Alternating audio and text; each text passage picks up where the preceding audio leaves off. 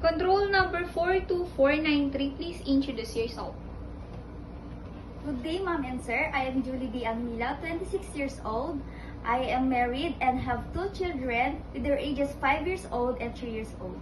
I have 5 brothers and 3 sisters, and I am the 5th in the family. What is your educational attainment? I am a college graduate in Cagayan State University. Why do you want to go to Hong Kong? I want to go in Hong Kong to sustain the needs of my family. Have you been to any country before as an FW? Yes, in Jordan in 1 year and 4 months as a domestic helper. Do you have experience in taking care of old person? No, but I am willing to learn. Do you have experience in taking care of newly born babies and children? Yes, What can you do for babies? by taking them a bath, playing with them, feeding them, changing their diapers, Aside from your daily household works, what other special skills you can do? cooking. What foreign dishes can you cook?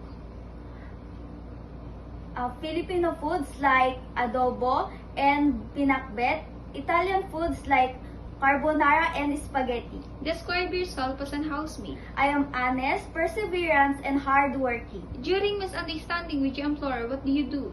I will say sorry and always apologize. Describe your relationship with your past and present employer. How do they treat you? They treat me like a family. Message for future employer in Hong Kong.